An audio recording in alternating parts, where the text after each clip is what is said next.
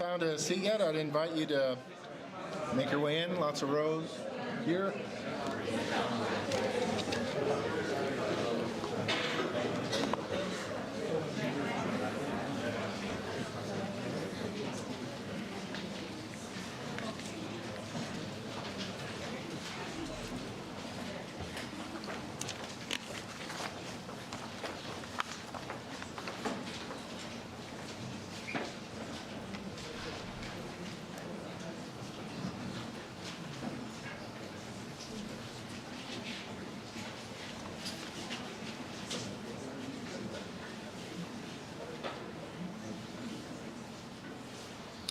Well, good evening. My name is Troy Osborne. I'm the Dean of this college. On behalf of my colleagues here at Grable, I'd like to welcome all of you here to Conrad Grable University College and tonight's lecture, which will be given by the 2023 Rodney and Lorna Sawatsky Visiting Scholar, Dr. Darla Schumm, whom I'll introduce shortly. It's worth celebrating that we are gathering in person for this event for the first time since 2019. So it's truly wonderful to see so many familiar faces, some new faces, and to be able to take part in this event together. So welcome to everybody. And welcome to all of those of you on the live stream as well this evening. I'd like to begin with a territorial acknowledgement. Conrad Grable University College is situated on the traditional territory of the Audouinduron, the Anishinaabe, and the Haudenosaunee peoples. The college and the University of Waterloo was built on the Haldimand Tract, the land granted in 1784 to the Six Nations that includes 10 kilometers on each side of the Grand River, from its source in Dundalk to its mouth at Lake Erie. The land was granted to support the Six Nations in perpetuity, but this did not happen. So our work at Grable at Reconciliation with Indigenous Peoples includes decolonizing our historical narratives, our minds, and our hearts. This is an ongoing process, and we have still a long way to go. We do this in humility and with gratitude to our Indigenous neighbors, past and present. And if you are joining us from afar on live stream tonight, I encourage you to learn more about the territory that you find yourselves on. The Rodney and Lorna Sawatsky Scholar Program has enriched our teaching and community education program since 2004. The series honors the legacy and contributions of Rod and Lorna Sawatsky to Grable, the University of Waterloo, and this community. Dr. Rodney Sawatsky joined the faculty of Conrad Grable in 1974, teaching history, Mennonite studies, religious studies, and peace and conflict studies. And his scholarship continues to inform the fields of Mennonite history, life, and thought.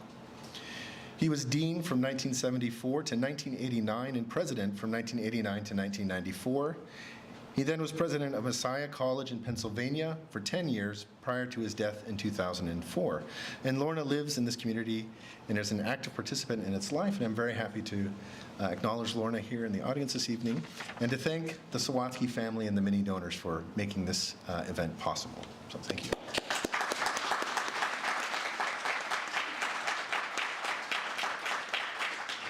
So it's thanks to that generosity that we've been privileged to learn from Darla in the classroom, hear from her in chapel, and engaging her in conversation on the dinner table these last few days.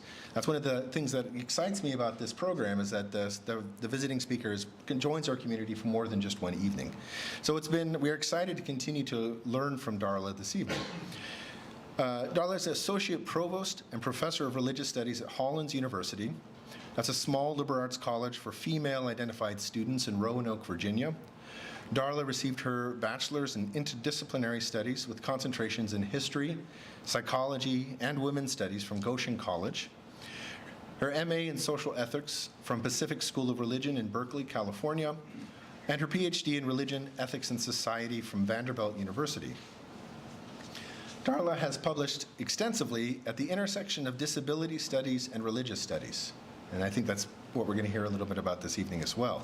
She is co-author of 4 books, and most recently, Disability and World Religions, which was published by Baylor University Press in 2016. In addition, she has authored numerous peer-reviewed articles on topics that range from the Taoist contributions to disability studies, to feminism and ethics, to a recent book chapter, Musings from a Mennonite Misfit, When Anabaptist Identity and Disability Theory Intersect. Darla has also served as a leader on numerous college and professional bodies, which is a good sign of the respect with which her colleagues view her. Over the last 2 days, as I said, our community has been enriched by the range of expertise and Darla's passionate advocacy for disability in the classroom and in religious communities. So we look forward to hearing her lecture this evening. Following the lecture, there will be a chance for some questions and answers from those gathered here this evening. And then after that, we would like to invite everybody to join us in the atrium upstairs to continue the conversation over some light food and drinks. I'd also like to thank at this point my assistant Birgit Mashinsky, who may be in the hallway, and also thank Margaret and Elias for, I don't know where Elias is, but for the tech support. So thank you for all that. And Toby has also joined our community. Toby will be coming up here shortly too, but we also were excited to meet Toby too. So Darla, we are grateful you've come to join us this evening. Please join me in welcoming Darla for this evening.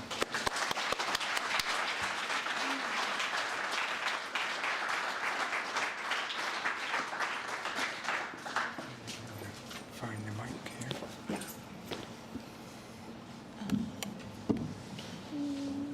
And Toby. Sit down. Jonathan, sit. Good boy. Good evening. Thank you, Troy, for that lovely introduction. I'm so happy to be here with you this evening. Is this working? Yeah. And I have just had a delightful week here at Grable with students, faculty, staff, spending time with some old friends, making lots and lots of new friends. And I probably should not admit this, but I've been trying to come to Grable for years. I applied when I was in high school, and I was rejected. So I can tell you that story at the reception. I won't take time. So I feel like this is a real victory for me to finally be at Grable. I would like to also thank and acknowledge Lorna Sawatsky, who I met earlier this evening around the dinner table. And with all respect to each of you who made the effort to be here, my desire is that I could be spending the evening just talking with Lorna. It was so lovely to meet you. I'm sorry I never had the opportunity to meet Rod, but I also want to extend my thanks to the Sawatsky family, the donors, Lorna and Rod, who have made this evening possible.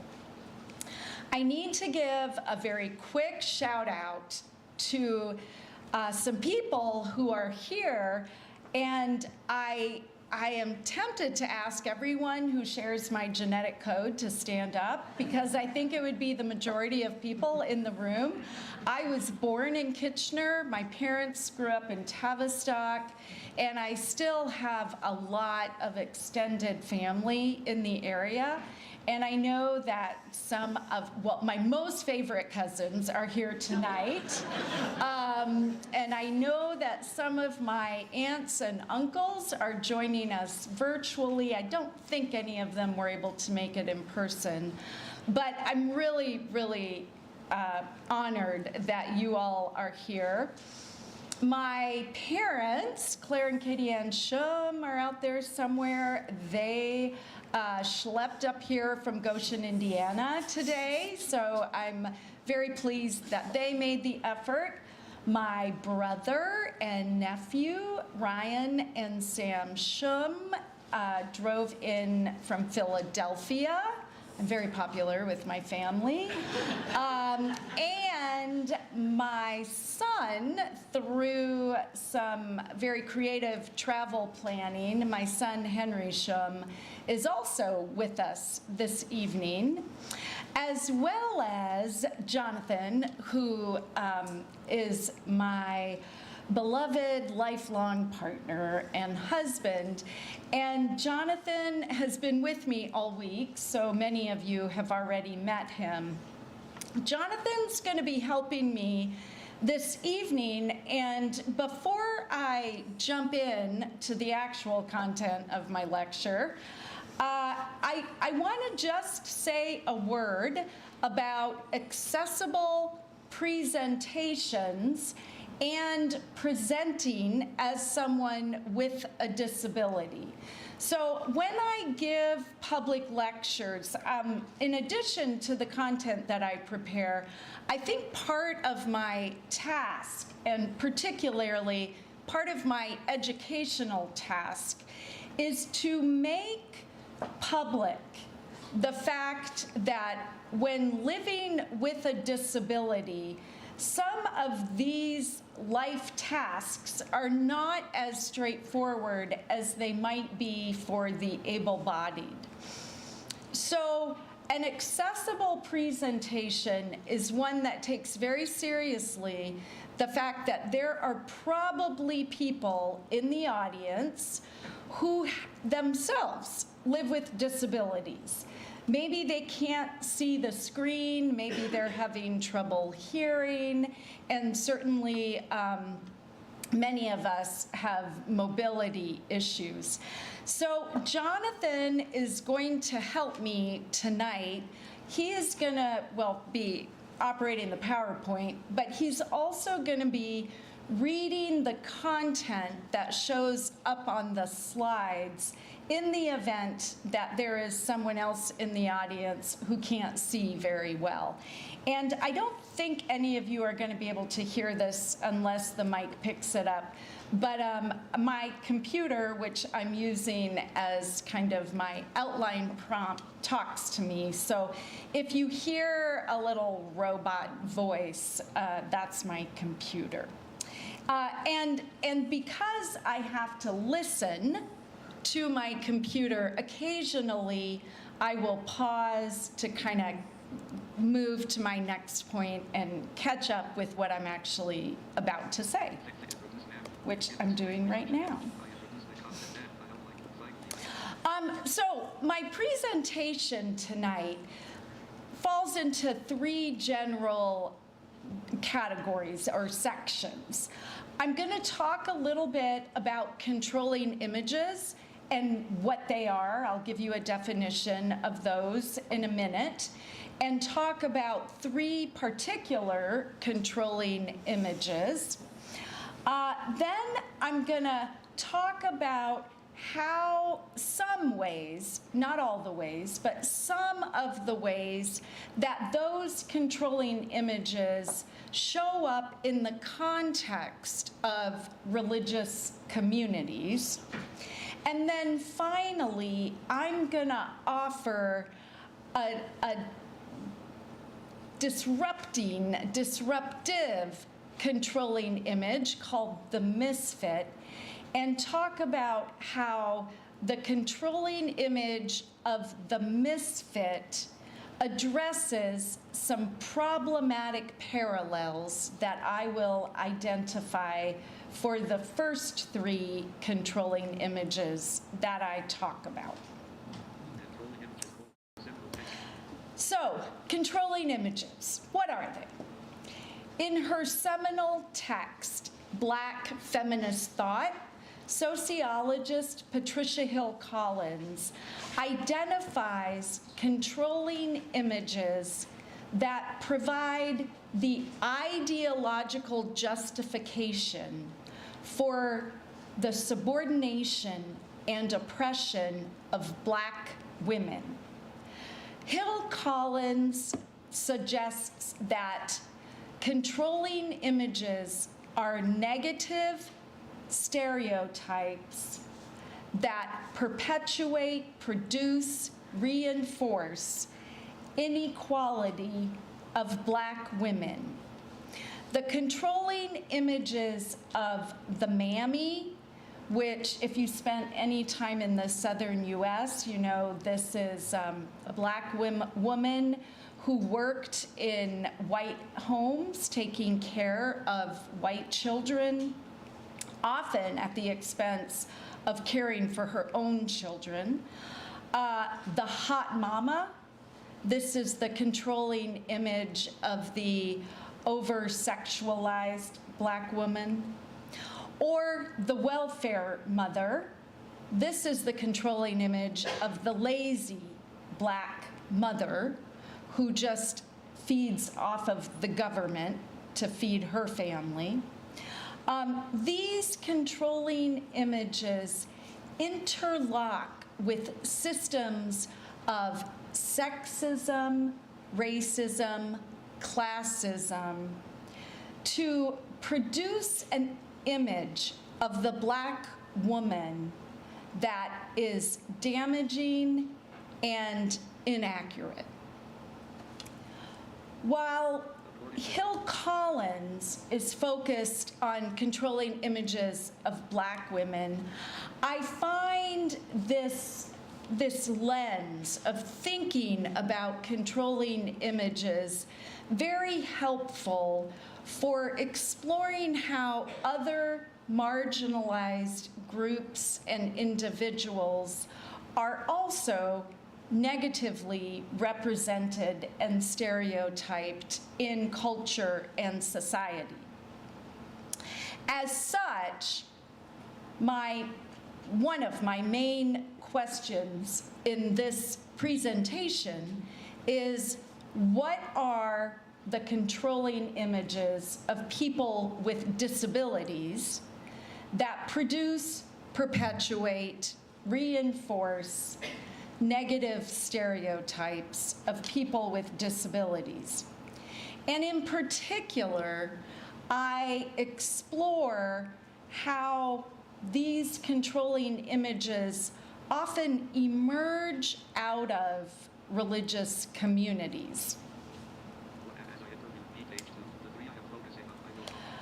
So I have done a fair amount of research, and the part of my research has been interviewing people with disabilities about their experiences in religious communities and organizations. And the controlling images that I'm identifying tonight are ones that popped up in my interviews over and over and over again. Almost without exception, one or more of these controlling images was talked about, not in using the language of controlling images necessarily, but in describing their experiences, I noticed patterns where people with disabilities were talking about the same kinds of things. And so the three controlling images that I am focusing on tonight, that I've identified through my research, are the controlling image of the sinner, the saint, and the super-crip. So all of these as applied to people with disabilities. I'm going to use some of the voices of my interviewees to help me illustrate these controlling images. And so I'm going to have some of their direct quotes up on the screen, and Jonathan is going to read the quotes, and he is going to also provide image description when there are images. So, Jonathan, if you can move to, do you want to describe the first slide and then move to the second one? Right.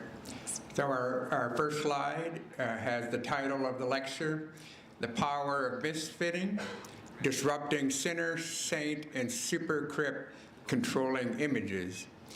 And on the slide is a cartoon that is entitled Stairway to Heaven, and there's an image of a stairway with the word heaven and the arrow pointing up, and a couple people walking up the stairway, and then a person in a wheelchair at the bottom with a thought bubble that says, Are you kidding me?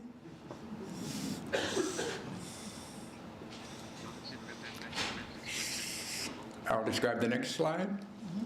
The next slide is entitled Sinner. And there's, and the quote on this slide says, "People on the periphery have been sometimes much more eager to indicate how God must be judging me for my lack of faith.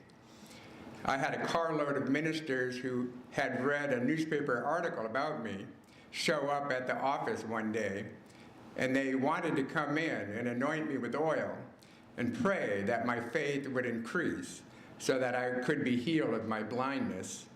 My faith was obviously standing in the way of my healing." Max is the pseudonym for this individual. Yes, all the names of my interviewees have been changed. So I call them these names. They're not their real names. And then, excuse me. Oh, sorry. And then the image on the slide is an image, an illustration of Jesus healing a blind man. No? Okay. We work well together. So Max is an interviewee. At the time when I interviewed him, he was in his 60s and lost his vision as an adult. So he had been a very successful minister in the Southern Baptist tradition, was an active, avid water skier, and he developed visual problems and eventually went totally blind. And Max illustrated what many of my interviewees talked about, which was a sense that they got from well-meaning friends, family, preachers, other congregants, members of their religious communities, that there was a belief that disability was a result of lack of faith or even a consequence of sin. And again, well-meaning folks, this has happened to me, and no one in the audience has said this, don't worry. But I have heard on numerous occasions, "What did you do? What was your sin? You must not have strong faith. Why haven't you been healed?" There are two assumptions that undergird the sinner controlling image. The first is that disability is always a problem and something that needs to be cured or fixed. The second assumption is that there's always a cause for disability. There must be an explanation. And if we can figure out what the explanation is, we can then fix it. These assumptions are reflected in two of the dominant models of disability that grow out of disability studies and disability scholarship. Both of these models, the medical and the religious models, both of these models follow a similar pattern. That is, that there is a pathology that needs to be addressed, the pathology being disability. There is a protocol for addressing the disability. And once the protocol is identified, implementation of cure is always the desired next step. For the medical model, resolution always involves medical intervention.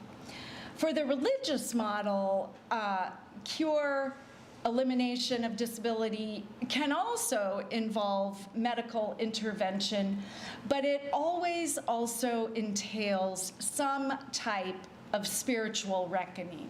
So again, that takes us back to pray harder, have more faith. For both the religious and medical models, disability is located or understood squarely in the individual impaired body. So the quote-unquote problem of disability is always an individual problem, and likewise, the cure of disability is always going to be a cure of the individual body. So we don't really have time this evening to unpack all the ways that this shows up in religious communities. And for those of you who were in chapel last night or in the New Testament class I visited this morning, you've heard some of this. But when thinking about where does this linkage of disability and sin come from? Because probably if I asked most of you, do you think disability is a result of sin?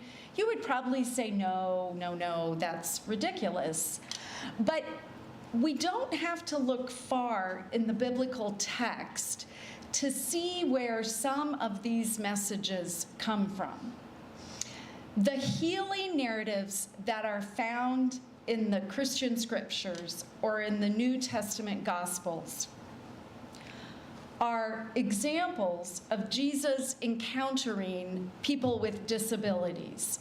Now, I know there are ministers in the room because I'm related to many of them.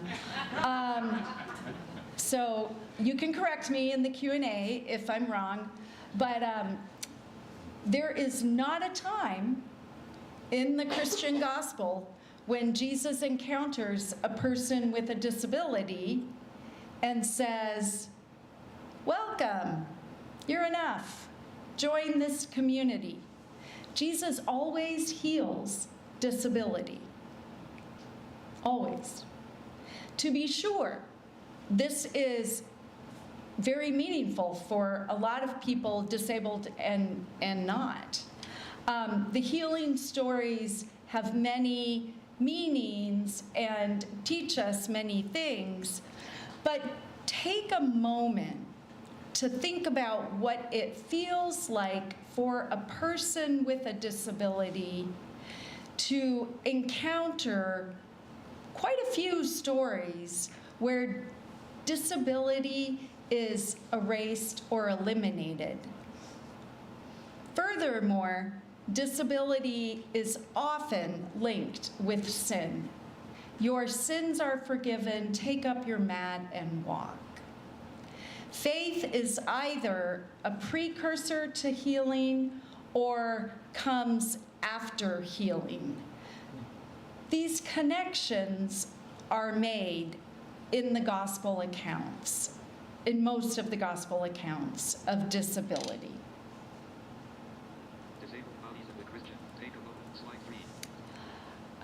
Next slide, Jonathan.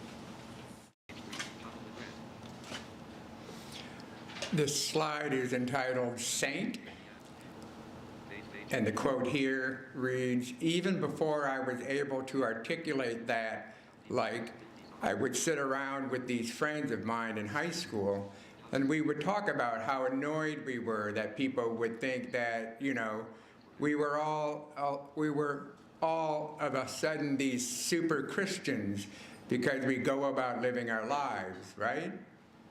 But that sort of thing, looking back, that really sort of set off something for me. It's like I became really aware, I think, during that time that Christians in particular look at me and they, you know, more often than not, they assume that I'm some sort of saint. Ella. And the image here is the image of a adult woman, ballerina, sitting in a wheelchair, tying her ballerina shoes as I see them. And then she has these very large feathery angel wings attached to her back. So we're going to turn to our Catholic friends to think a little bit about the controlling image of the saint. Many of my interviewees talked extensively about how in their religious communities they felt as though they were put on a pedestal as heroic sufferers. So they were suffering because of their disability, but they provided a model of how to suffer heroically. Christine James, a Catholic scholar, in a chapter on Catholicism and disability, writes about moral ecology, and particularly the moral ecology of religious communities. James argues that moral ecology is a state for a community or an institution that provides moral exemplars for right living. And she maintains that religious communities in particular have an obligation or a duty to provide these kinds of moral exemplars for the members of their community. James goes on to explore how saints, Christian saints, have often been moral exemplars, both in their historical context, but also for contemporary communities, and that in many of the biographies of historical saints, we find traces of stories of disability, or at the very least, physical limitation and suffering. In some cases brought on by the individuals themselves, in other cases, not as much. James is curious about the descriptions of historic saints and the ways in which the descriptions of the saints mirrors the descriptions of people with disabilities. And in particular, she's looking at documents issued by the Vatican in some papal proclamations and some statements of bishops. And she draws some parallels between how historic saints have been talked about and how people with disabilities are referred to. What James finds particularly noteworthy about these contemporary statements, and Jonathan's going to read a few excerpts from them in a minute, is how they set people with disabilities up in paradoxical ways. Less than, on the one hand, suffering and in need of pity and care, and more than, on the other hand, saintly, heroic inspirations of how to live a life of suffering.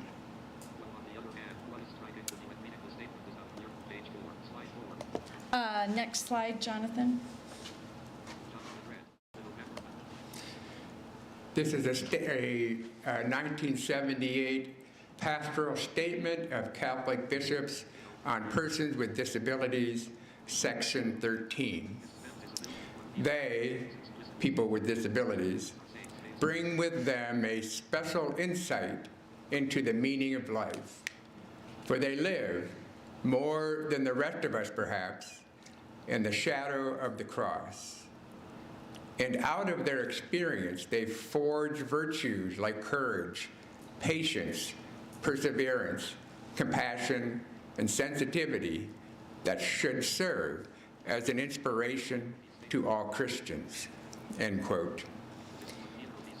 And another statement, Vatican Introductory Statement on Persons with Disabilities, year 2000. Disability is not a punishment. It is a place where normality and stereotypes are challenged, and the church and society are moved to search for that crucial point at which the human person is fully himself. This paper aims to help discover that the person with disability is a privileged interlocutor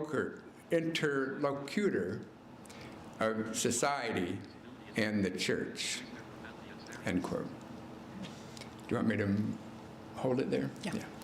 So while neither of these statements directly asserts that people with disabilities are saints, they ascribe a similar privileged, special status to people with disabilities and really assert that they serve as moral exemplars within their religious communities, in this case, primarily in Catholic contexts. You can go on to the next slide. This slide is entitled Super-Crip, and it has a quote from an interviewee named Jessica. It's really odd for someone to say to me, "Oh, you're so strong. I don't know how you do it." I don't like hearing it, Jessica emphatically says, because I don't have a choice.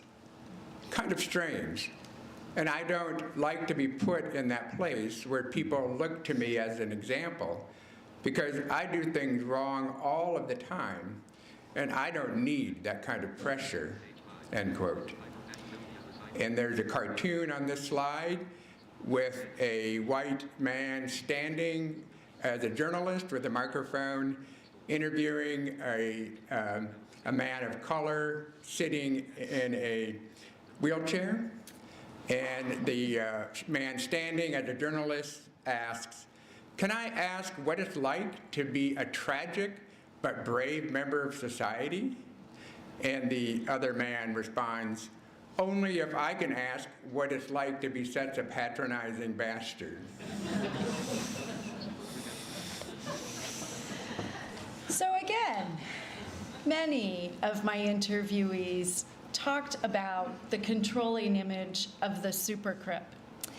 Now, the saint and super-crip controlling image are very similar in that they both elevate people with disabilities, put them on pedestals as inspirations. The saints are heroic sufferers. The super-crip is the inspiring overcomer. The real difference I see between the saint and super-crip controlling image is that the super-crip controlling image divides people with disabilities into the typical disabled and the hyper super disabled person. So these are the people that others see as inspirations because they aren't limited. They don't let their disability get in the way of what they want to do.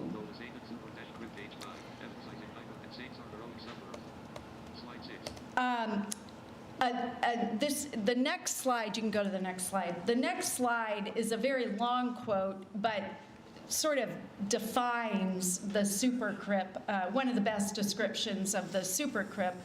that I've seen, and this is not actually from an interviewee, but from an author, Eli Clare, a trans disabled activist, and his description of super-crip I find very poignant. So, Jonathan?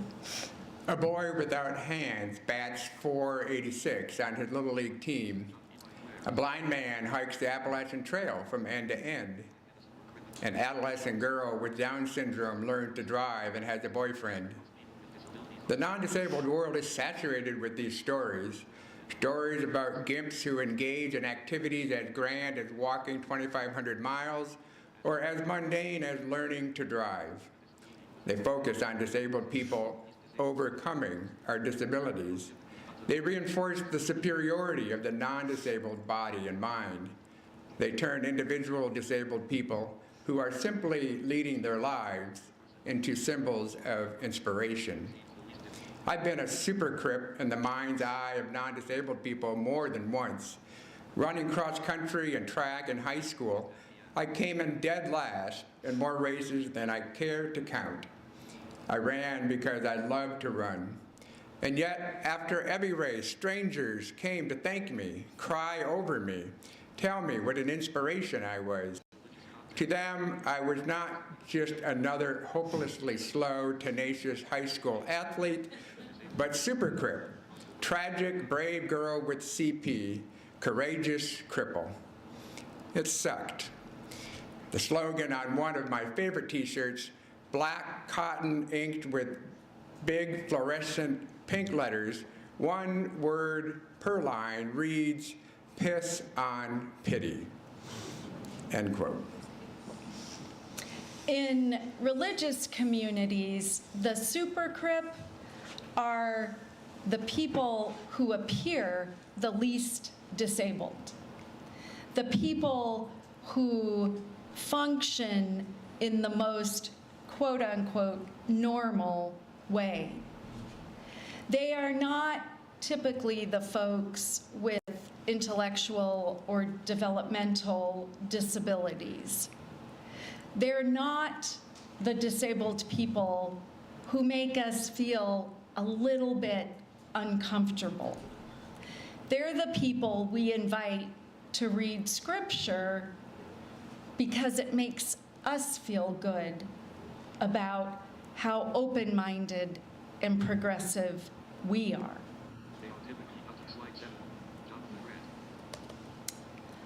Can you go to the next slide? The title of this slide is Problematic Parallels, and it has a quote from Ella.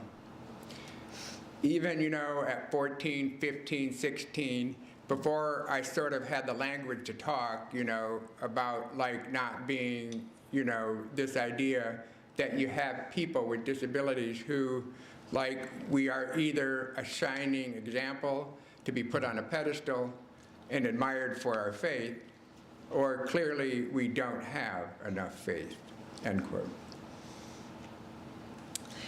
So I'm gonna briefly talk about 4 problematic parallels of the sinner, saint, and super-crip controlling images. You may be thinking, wow, I'd rather be a heroic sufferer saint or an inspiring overcomer super-crip than a damaged, unfaithful sinner. And while that may be true, the consequences of these controlling images are remarkably similar, even though they appear to be, in some ways, at opposite ends of the spectrum. So, first, whether cast as sinner, saint, or super-crip, each of these controlling images, once again, locates the problem of disability in the individual body and makes the problem, the fix, and the cure of disability an individual problem. It does not call the community to account. Second, whether sinner, saint, or super-crip, these controlling images always create an us-them boundary. You are disabled, I am not. You are sinner, saint, super-crip. I'm not as sinful. I could never, ever live with a disability like you do, to which I want to say, nah, you probably couldn't. You are so inspiring. I could never be that inspiring. These are probably well-meaning sentiments, but they firmly establish people with disabilities as the inferior, subordinate other.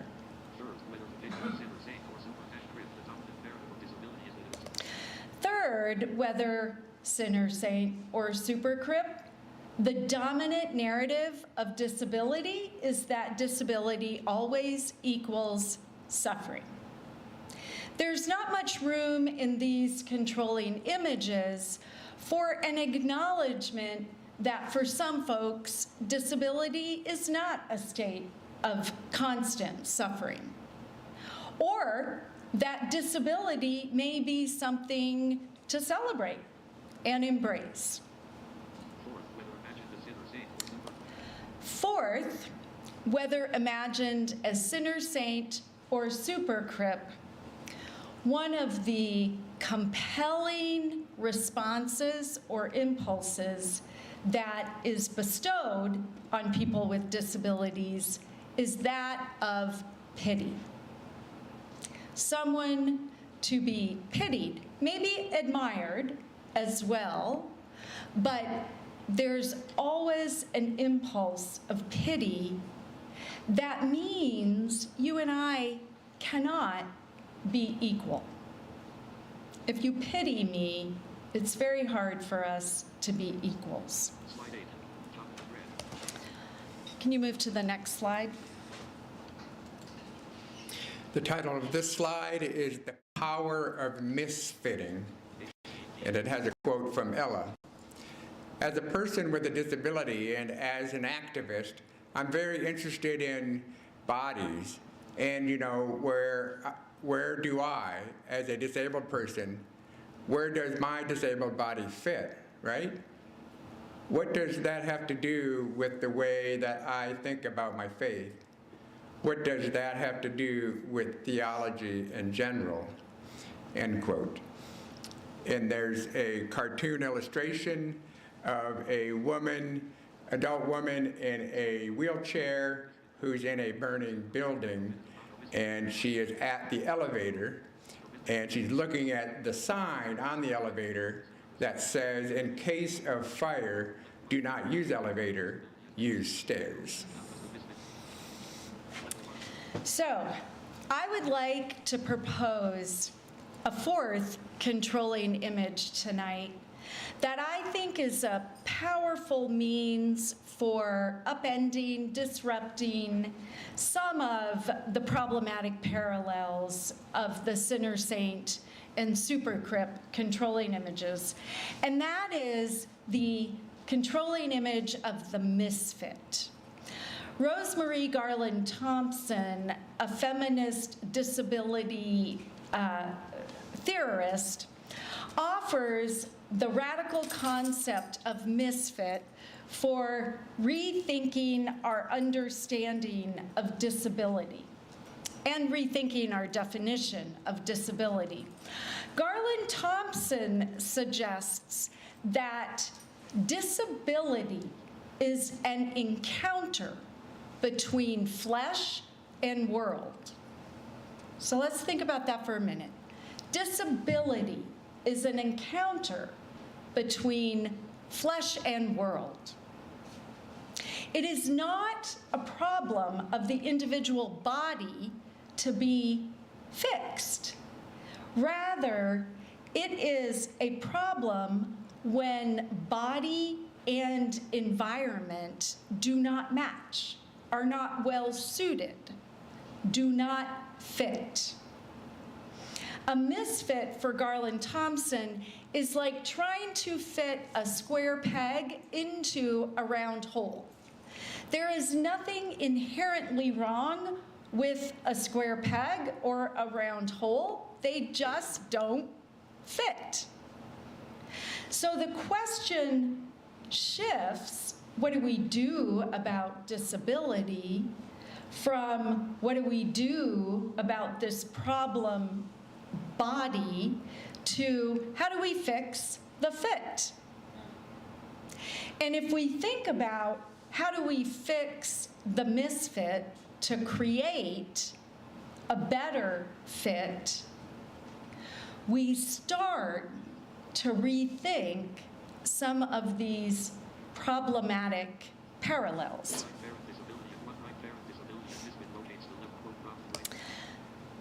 Disability as misfit locates the problem of disability not in the individual impaired body, but in the community of bodies that is trying to gather together.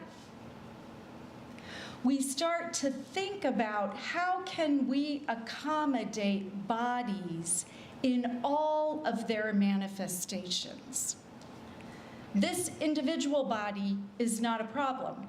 The problem is that, as our slide demonstrates, when the elevator doesn't work, a person in a wheelchair is a misfit. If the elevator works, the person in a wheelchair is fine. They can get down to the ground level. The problem is not the body or the wheelchair. The problem is that the environment is not set up in that moment to accommodate bodily embodied variation. Disability as misfit erodes the us-them dichotomy because we all fit and misfit at different times. I fit sometimes here, you fit sometimes there, and vice versa. Sometimes I misfit, sometimes you misfit. It equals the playing field. None of us fit in every situation, be it a literal lack of physical or bodily fit, or be it some other kind of misfit, social, psychological, cultural, racial, etc. Disability as misfit recasts the formula that disability equals suffering. Again, a misfit does not have to be an experience of suffering. In fact, it's an opportunity to work collectively to find a better fit. It's a problem that is no longer just my problem. It's our problem. And when we work together, suffering is hopefully diminished, but it's not starting from the perspective that disability is an experience of suffering. It might be an experience of misfitting, but that doesn't have to mean suffering.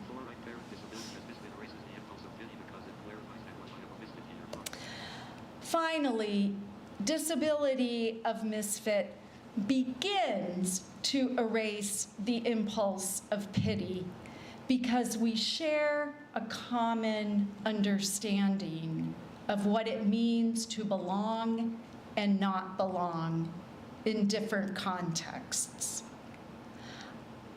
If we had time, I would ask all of you to think about and share out about a moment when you were a misfit, whether you have a disability or not. That impulse of empathy breeds compassion and understanding, which is what we all long to experience.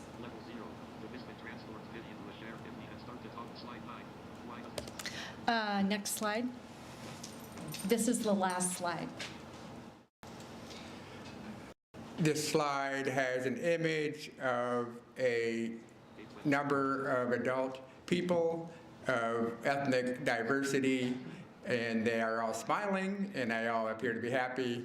And some of them are standing. One of them is sitting in a wheelchair. There's another person behind that person in a wheelchair. Another person is, a couple other people are raising their hands. Another person is holding a cane and has her hand interlaced with the arm of another person. So, why does this matter? Why do I care? Why should you care? Because I submit that in building communities of faith, in building religious communities, in building any community, whatever the context, the goal should be to find ways to provide the greatest number of fits for the widest range of embodiment. Misfitting doesn't just apply to people with disabilities. And this last slide, I hope, is a demonstration of a community that at least appears to strive to find ways to create fits for all embodiment. This is a way that we can move in our religious communities, in our other communities, not only towards disability justice, but towards justice, inclusion, accessibility, and equality for all. Thank you.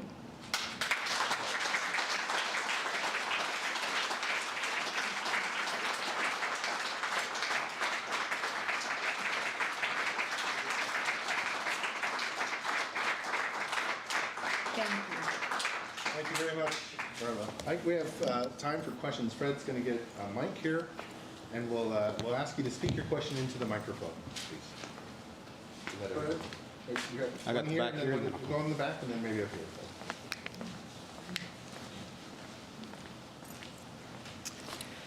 Thank you so much. My name is Kim Penner, and I am the mother of a son with a disability, and a feminist ethicist, and a pastor. And I am really grateful that you are here and that you spoke to us today. Thank you so much, Darla. You're welcome. I really appreciate this alternative image of the misfit. I also feel like naming that I lament that we would need to prove that we are all misfits at some time in order to get at that empathy and compassion. I lament that sometimes that my son doesn't feel like enough of a reason on his own in his own misfitting. And I also want to name the intersection of money and capitalism in this conversation, and how hard that can be as a place to work for greater accommodation and accessibility. But thank you so much. Thank you, Kim, and very well said.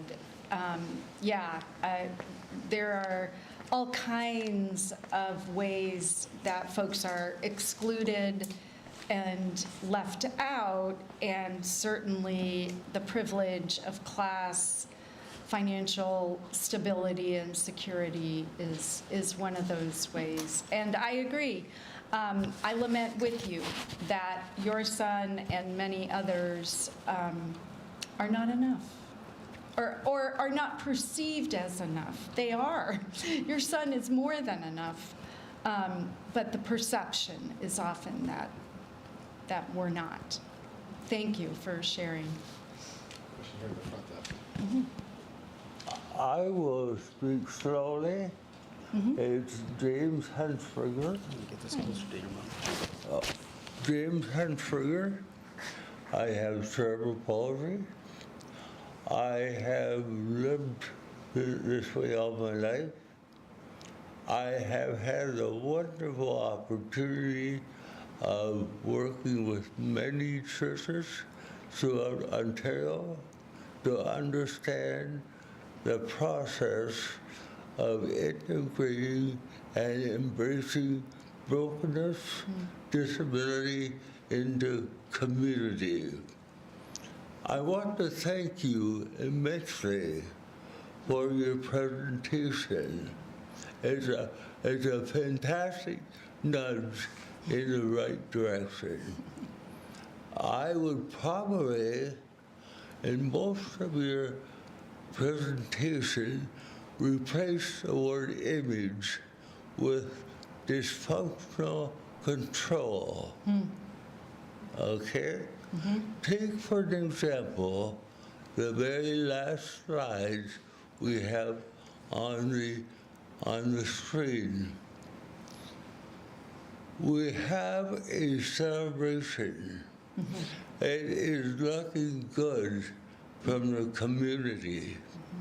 And what this is really saying, though, we have a person in a wheelchair, we have a person with a white cane. These two disabilities are what I would call more preferred disabilities. Yeah. They're easily accepted. They're easily controlled. In fact, one could even say that they might be even the preferable disability. It's easy to make this type of disability our congregational hero. Look at the wonderful Timmy we have. Now look, this has been going on for a long time, and I believe our churches are coming a long, long way. Thank you, James. I'm not done. Sorry. Keep going. Last week, I'm old enough that I live in a retirement community. The concept of aging with and into disability is very important to me. A lot of the concerns that you spoke about will be used as resources as these people with disabilities become seniors. I'm really interested in that.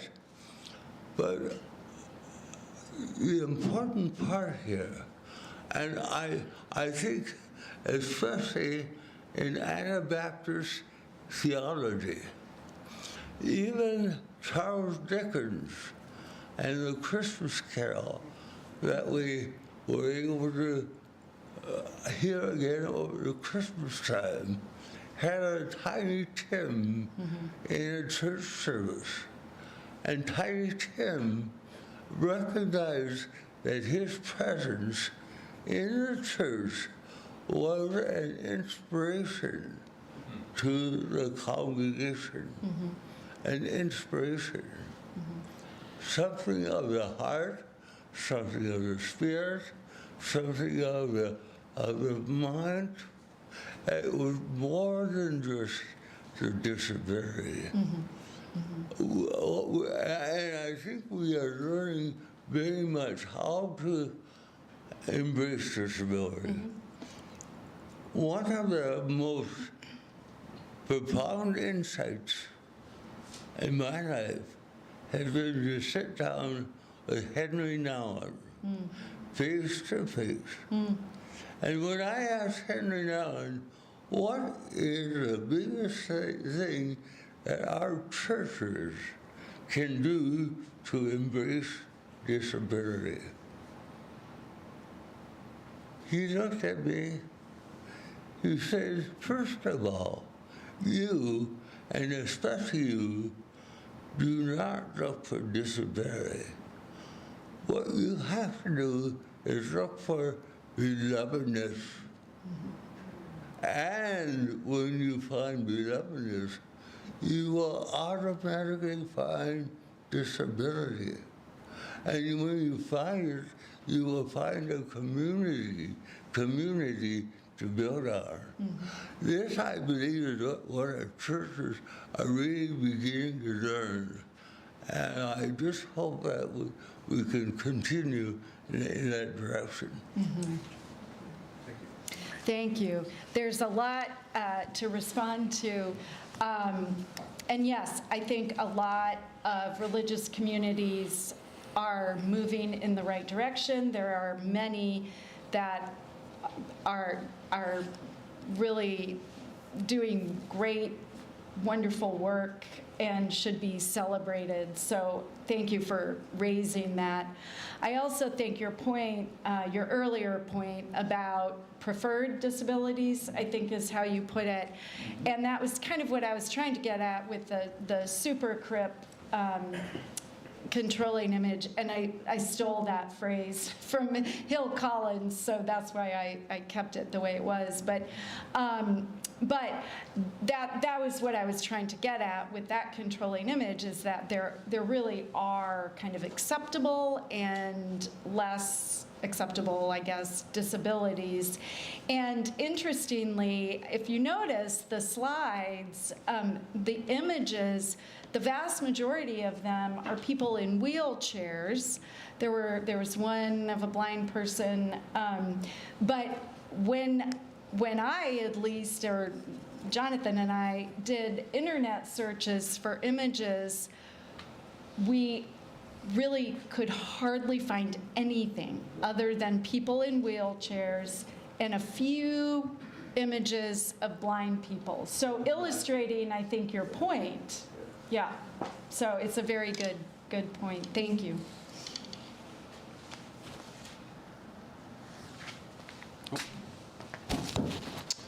This is Alan Rudy Froze. I think we met. Hi, Alan. Yeah, I think we met like 25 years ago. Yeah, something Fred like Wanda's. that. Yeah. I was really intrigued with your comments about Jesus and blindness in the Gospels, or Jesus and his coming up to people and healing them and saying you're not enough. Do you have any? I care about preaching and teaching. Do you have any insights on how we might preach those texts? Oh, Alan, you should have been at chapel last night. I preached on Mark 2:1-12. So yeah, I mean, we can talk later, but yeah, I think, so for those of you who don't have your Bible memorized, and I don't either, frankly, but Mark 2:1-12 is the healing of the paralytic man, where Jesus is preaching, and the room is crowded, and friends come with their paralyzed friend, and they can't get in the door, so they cut a hole in the roof and lower him in that way. I think there are lots of directions you can go with some of those stories. In that one, my focus was really, let's stop and pause at the moment where the community of friends says, we want to get our friend into the holy presence of Jesus, and we're going to make it happen, no matter what it takes. We're going to cut a hole in the darn roof. That's accessibility, that's love, that's inclusion, and then what happens after that, I'm less interested in, frankly. So that's just one example, but and we in Liz Shabatin's New Testament class this morning, we also talked more about the healing stories, and just there are cracks in the text that I didn't get into tonight, where you can see moments of liberation, the resurrected body of Jesus that still bears the wounds of crucifixion. Some people interpret that as a disabled body. So in a piece I co-wrote with a friend of mine, we had a section called The Perfect Imperfect Body and talked a lot about that image of the wounds. So, but great question, because they are the texts. And so we could ignore them, but that's probably not a super practical option. Thank you. Yeah, thank you. In the back. Will Winterfeld. This might be a small point, but I'm a builder, and I've noticed that in houses you have a 24-inch door, you have a 30-inch door, you have a 32-inch door, you have a special order 34-inch door, and then you can get a 36-inch door. And why is it that we haven't decided, well, we'll just make all the doors 36 inches? Amen. Thank you, Will, who I also met around the dinner table at Fred and Wanda's. Yeah, great point. Yeah.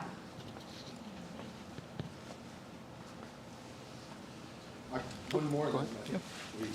Yeah. I think more than any other scholar, you're able to do some comparative. You look at different religious groups. Maybe you could just speak briefly on some of the things that you found in your comparative work. Yeah.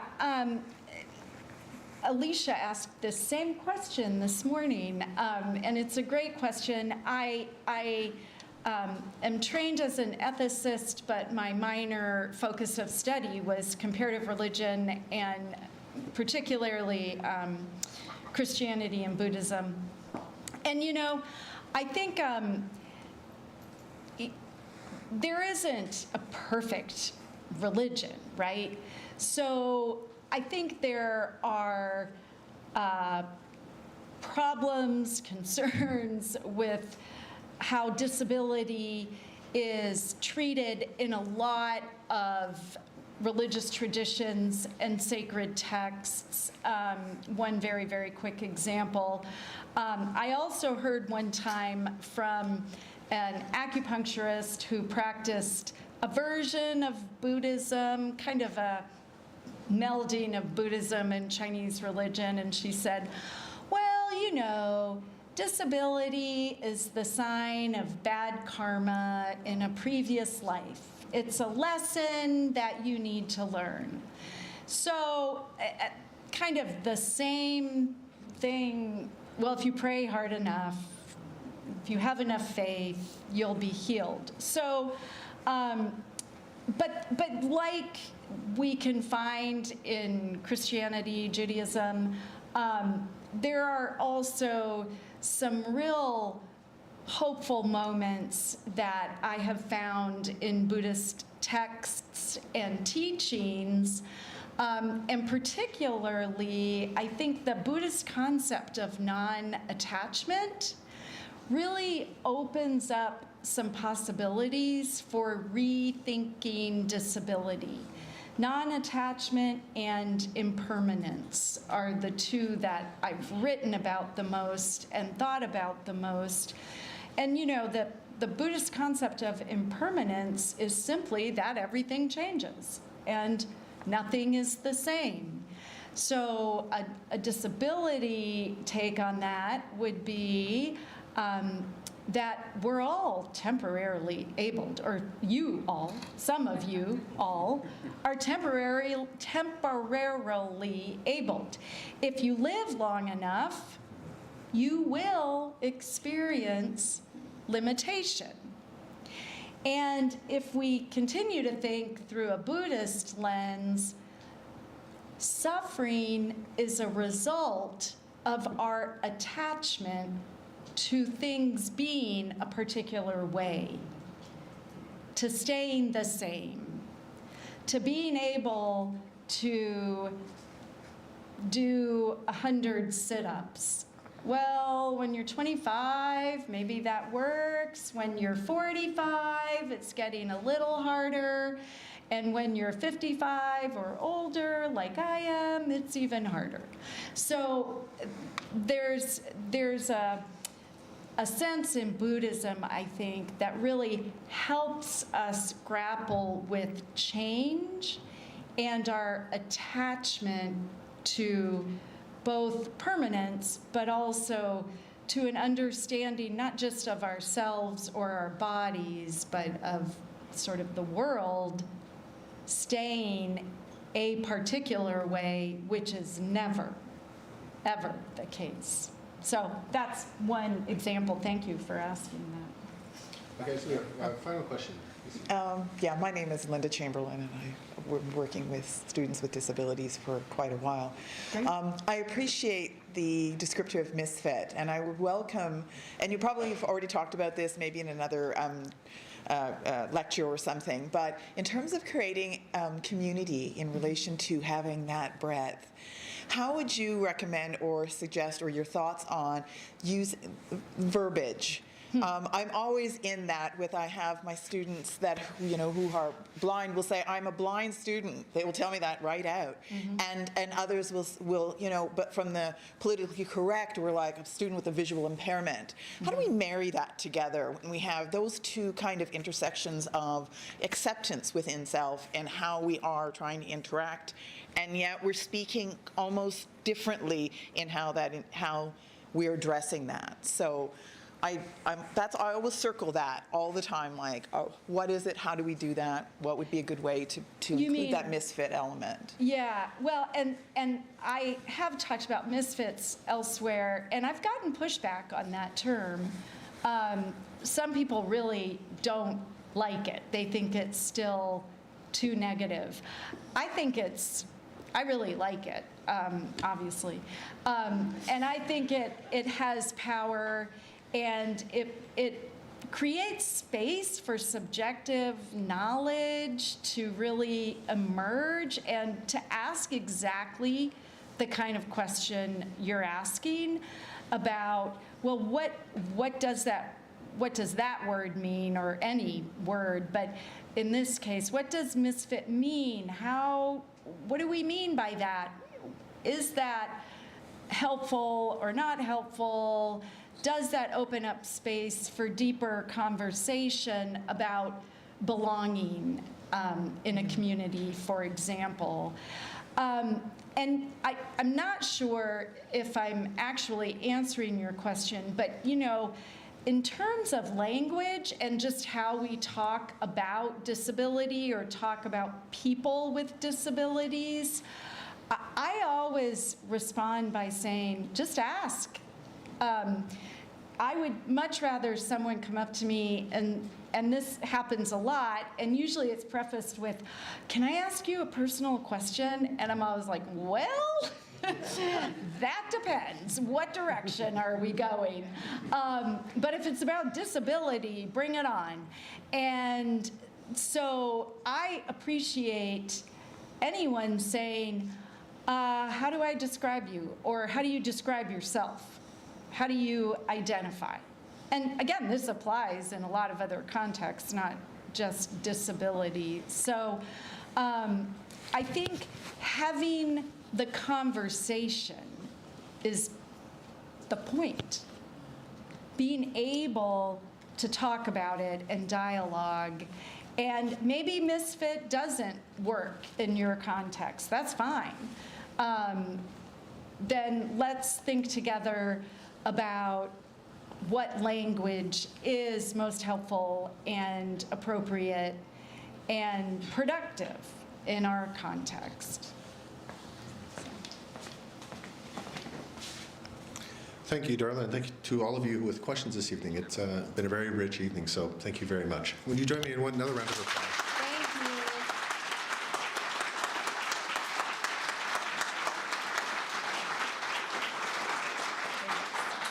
Everyone here is invited to go join us upstairs in the atrium for a little reception. If you're not familiar with Grebel, you could leave these doors here and head straight up the stairs that you'll see directly facing you there. So come on up, there's lots of food and coffee and punch.